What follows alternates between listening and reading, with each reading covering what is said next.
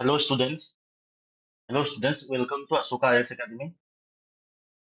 So recently, আপোনালোকৰ টেটৰ যোনটো recruitment লৈছে ASSAM টেটৰ যোনটো more than 8,000 vacancies আছে post graduate teacher আৰু graduate teacherৰ কাৰণে আজি তাৰ কাৰণে Ashoka IAS Academy ফালৰ পৰা এটা ডেমো ক্লাছ দিয়া গৈছে আপোনালোকক। তো তাকে চাওঁ আহক কেনেকুৱা কুৱেশ্যন আহিব পাৰে। আহক যোনটো আপোনালোকৰ এটা পাৰ্ট আছে Assam and its people, Assam and its people, তাৰ পৰা আপোনালোকে 50 মাৰ্কছ কেৰি কৰিব। 50 মাৰ্কছ মানে আপোনালোকৰ 50টা কুৱেশ্যন আহিব। এটা কুৱেশ্যন 1 মাৰ্ক আৰু যদি ভুল হয় 1/4 নেগেটিভ মানে 0.25 কে নেগেটিভ মাৰ্কিং আছে। তো এই পোৰ্শন বহুত বেছি ইম্পৰ্টেন্ট হয় আপোনালোকৰ এক্সামৰ পাৰ্সপেক্টিভৰ পৰা বিকজ 50 মাৰ্কছ অকল এই পোৰ্শনটো কেৰি কৰি আছে আউট অফ 140 মাৰ্কছ। এইটো গোটেই পেপাৰখন 140 মাৰ্কছৰ হ'ব। আউট অফ 140 150 মাৰ্কছ আহিব আছাম ইংলিছ পিপলৰ পৰা। তো চাওঁ আজি এই পেপাৰখনত হাউট সাবজেক্টটো কেনেকুৱা কুৱেশ্যন আহিব পাৰে। তো first chief justice of India from Assam Ranjan Gogoi. Ranjan Gogoi অসমৰ চিফ জাষ্টিচ অফ ইণ্ডিয়াৰ চিফ জাষ্টিচ অফ আছিলে but he was from Assam. Chief justice of India অসমৰ পৰা এজনে হৈছে আচলকৈ Ranjan Gogoi. First prime minister of Assam Syed Muhammad Saadulla. আপোনাৰ ভাবিব পাৰে যে প্ৰাইম মিনিষ্টাৰ অফ আছাম কেনেকৈ হ'ল? বিকজ ইণ্ডিপেণ্ডেন্সৰ আগত যোনটো চিফ মিনিষ্টাৰৰ পোষ্ট আছিলে সেই পোষ্টটোক প্ৰাইম মিনিষ্টাৰ বুলি কোৱা গৈছিলে। তো ছায়েদ মহম্মদ ছাদুল্লাহ ইণ্ডিপেণ্ডেন্সৰ আগত ইণ্ডিয়াৰ প্ৰাইম মিনিষ্টাৰ আছিলে। আফটাৰ ইণ্ডিপেণ্ডেন্স চিফ মিনিষ্টাৰ হ'ল কোন? গোপীনাথ বৰদলৈ। সেইকাৰণে কৈছে first chief minister of independent Assam.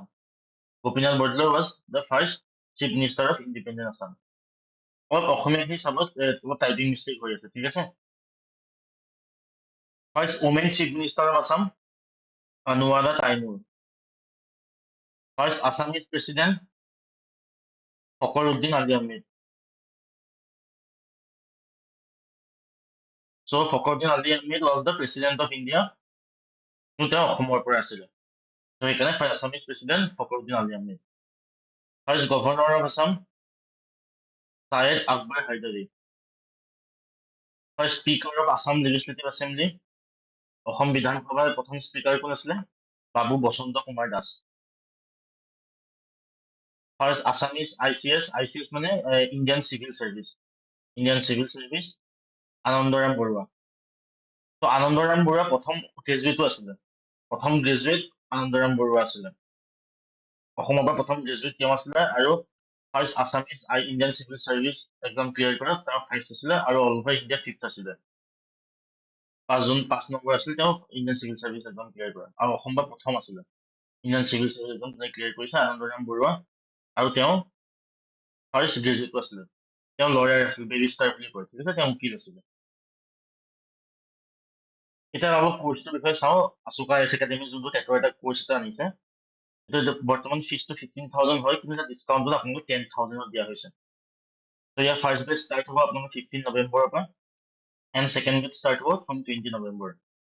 তো এতিয়া ফেষ্টিভ ডিছকাউণ্ট চলি আছে, তো যদি আপোনালোকে লৈ ল'ব পাৰে তাত গোটেইখিনি আপোনাৰ টেটৰ যোনখিনি আহিব গোটেইখিনি কভাৰ কৰা হ'ব। যেনেকৈ পেডাগজি আপোনালোকৰ এই 4টা ছাবজেক্ট আহিব এক্সামত।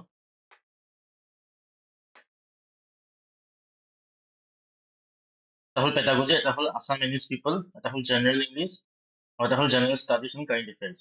তো পেডাগজিৰ কাৰণে 25টা ক্লাছ কৰা হ'ব, আছাম ইংলিছ পিপলৰ কাৰণে 20টা বা 25টা ক্লাছ হ'ব, জেনেৰেল ইংলিছৰ কাৰণে 15টা ক্লাছ হ'ব আৰু জেনেৰেল ষ্টাডিজ আৰু কাৰেণ্ট এফেয়াৰ্ছৰ কাৰণে 10টা ক্লাছ হ'ব। তো গোটেই মিলি আপোনালোকৰ 70টামান ক্লাছ হ'ব। যদি আপোনালোকে বিচাৰে তলৰ ফোন নাম্বাৰকেইটাত ফোন কৰি আপোনালোকে এনৰোল কৰিব পাৰে। তো বেছি দিন নাই, আপোনাৰ এক্সামৰ কাৰণে প্ৰিপাৰেশ্যন ষ্টাৰ্ট কৰি দিয়ক। আহক চাওক। তো first Arjuna award winner from Assam. প্ৰথম অৰ্জুনা এৱাৰ্ড কোনে পাইছিলে অসমৰ পৰা? ভোগেশ্বৰ বৰুৱা। কিমান চনত? 1966। ইয়াত চনকেইটাও ইম্পৰ্টেণ্ট, ইয়াৰ চনকেইটাও সুধিব পাৰে দেই। First women from Assam to win Arjuna award Monalisa Baruah Mehta. কিমান চনত? 1987। First Assamese to participate in Olympic. অলিম্পিকত প্ৰথম কোন আছামিজে পাৰ্টিচিপেট কৰিছিলে? তালিমেৰি ও। তেওঁ কোন ফুটবলাৰ আছিলে। তেওঁ 1948 লণ্ডন অলিম্পিকটো ইণ্ডিয়াক ৰিপ্ৰেজেণ্ট কৰিছিলে। ৰিচেণ্টলি এই কুৱেশ্যনটো আহিছিল, তো বহুত ইম্পৰ্টেণ্ট হয়। অসম আসাম গভৰ্ণমেণ্টৰ ৰিচেণ্ট এক্সাম এটা হ'ল টুৰিজিম ডেভেলপমেণ্ট অফিচাৰ আৰু এই কুৱেশ্যনটো আহিছিলে first Assamese to participate in Olympic was Talimeren Ao he was a footballer ক'ত ইণ্ডিয়াক ৰিপ্ৰেজেণ্ট কৰিছিলে লণ্ডন অলিম্পিক্সত ইণ্ডিয়াক ৰিপ্ৰেজেণ্ট কৰিছিলে Talimeren Ao was the first captain of independent India's first football team তেওঁ কেপ্টেইন আছিলে ইণ্ডিয়াৰ ফুটবল টিমত যোনে লণ্ডন অলিম্পিক্সত ইণ্ডিয়াক ৰিপ্ৰেজেণ্ট কৰিছিলে first female boxer from Assam in Olympics Lovlina Borgohain first stadium in Assam আৰু অল্ডেষ্ট ষ্টেডিয়াম ইন আছাম যেতিয়া প্ৰথম বনিছে অল্ডেষ্টে হ'ব যোৰহাট ষ্টেডিয়াম কিমান চনত বনিছিল 1960 ফাৰ্ষ্ট আছামিজ চিনেমা প্ৰথম অসমীয়া চিনেমা জয়মতী কিমান চনত 1935 ঠিক আছে কোনে বনাইছিলে জয়মতী জ্যোতিপ্ৰসাদ আগৰৱালা 1935 আৰু first studio' in Assam Jyoti Chitraban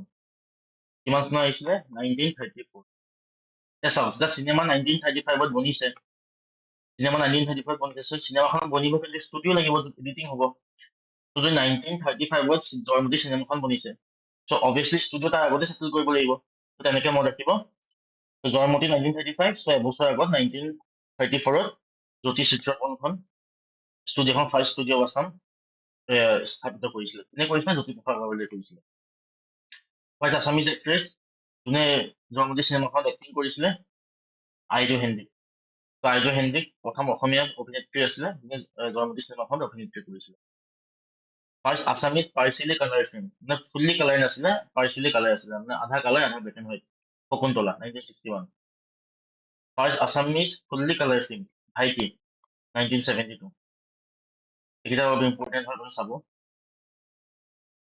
first Assamese language magazine প্ৰথম অসমীয়া মেগাজিন কি আহিছিলে অৰুণোদয় 1846 ত' কোন আছিলে অৰুণোদয় এডিটৰ নাথান ব্ৰাউন ত' তেওঁ বাহিৰৰ আছিলে কিন্তু দেই তেওঁ Christian missionary he was not in India ত' first Assamese language magazine was Arunodoi ত' এডিটৰ কোন আছিলে Nathan Brown first Assamese daily newspaper দৈনিক বাতৰি প্ৰথম পাব্লিছ কেতিয়া হৈছিল 1935 চনকেইটা আপোনাৰ মনত ৰাখিব পাৰিলে প্ৰথম অসমীয়া ডেইলি নিউজ পেপাৰ দৈনিক বাতৰি আছিলে ফাৰ্ষ্ট প্ৰেচিডেণ্ট অফ আছাম সাহিত্য সভা পদ্মনাথ গোহাঁই বৰুৱা পদ্মনাথ গোহাঁই বৰুৱা অসম সাহিত্য সভাৰ প্ৰথম সভাপতি আছিলে প্ৰেচিডেণ্ট আছিলে first Assamese to receive Jnanpith award প্ৰথম কোনে পাইছিলে বীৰেন্দ্ৰ কুমাৰ ভট্টাচাৰ্য কোনখন নবেলৰ কাৰণে পাইছিলে মৃত্যুঞ্জয়ৰ কাৰণে ত' প্ৰথম জ্ঞানপীঠ এৱাৰ্ড বুলি সোধে তেন্তে বীৰেন্দ্ৰ কুমাৰ ভট্টাচাৰ্য ক'ব লাগিব আৰু যদি প্ৰথম প্ৰথম মাইকী মানুহ যোনে জ্ঞানপীঠ এৱাৰ্ড পাইছিলে যদি সোধে তেন্তে মামণি ৰয়ছম গোস্বামী ঠিক আছে